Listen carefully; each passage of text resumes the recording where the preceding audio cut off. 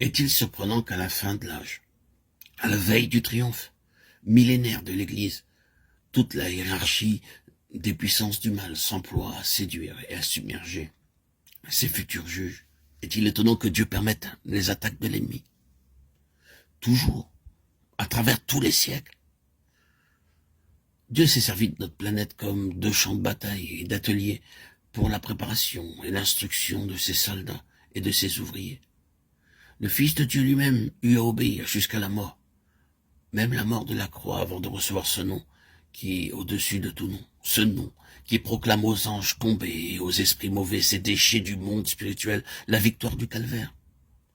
Tout membre du corps de Christ, tout racheté destiné à régner avec lui et à prendre part avec lui au jugement des anges tombés, doit donc, durant son séjour sur la terre, apprendre à remporter la victoire. Non seulement la victoire sur le péché, mais une victoire toute personnelle. Aussi la victoire sur toutes les vipères de l'enfer qu'il doit fouler aux pieds au nom du vainqueur. Il doit vaincre comme Christ a vaincu, s'il veut partager son trône et sa conquête. Christ a ouvert le chemin, les rachetés doivent suivre ses traces. Il a connu au calvaire l'heure et la puissance des ténèbres.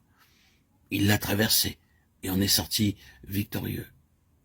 Unis à lui en esprit, nous aussi, ses rachetés, nous devons traverser cette atmosphère ténébreuse saturée des légions du mal, pour arriver à notre place de victoire et de triomphe en lui.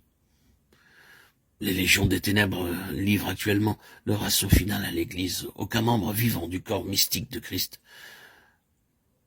ne saurait échapper aux attaques de l'ennemi. Éphésiens 4,16. Quelques-uns l'apprennent plus tôt, d'autres plus tard, selon la place qu'ils occupent dans le corps. Si tout le corps était œil, où serait lui? 1 Corinthiens 12, 14, 21. Ceux qui sont les pieds le seront les derniers, mais ils apprendront aussi bien qu'ils soient dans le corps d'ascension, la partie qui touche le plus à la terre. Il y a des élus qui sont tombés victimes et qui tombent victimes des ruses de l'ennemi. À leur propre jugement, ils sont inutiles pour le service du Seigneur. Toutefois, lorsqu'ils discernent que tous les pièges où ils sont tombés peuvent se transformer en autant de degrés de victoire, et qu'ils comprennent que leur expérience peut servir à la délivrance des victimes de l'ennemi, ils se lèvent à nouveau et deviennent les yeux du corps de Christ. Ils le guident et lui ouvrent le chemin à travers les légions hostiles du prince des ténèbres dans les lieux célestes. Alors ce que Satan avait pensé en mal devient l'occasion d'un glorieux affranchissement, et il rend témoignage à la sagesse infiniment diverse de Dieu devant les hommes, des principautés et les puissances. Éphésiens 3,10. Satan et ses légions peuvent espérer reculer le moment du jugement qui doit fondre sur eux. Mais les plans de Dieu sont immuables. Ses desseins s'accompliront. Au temps marqué, il attirera l'Église malgré l'heure et la puissance des ténèbres qui actuellement l'environnent, et l'unira à son chef déjà dans la gloire. Le but ultime de l'appel à la guerre contre les puissances des ténèbres, c'est le réveil.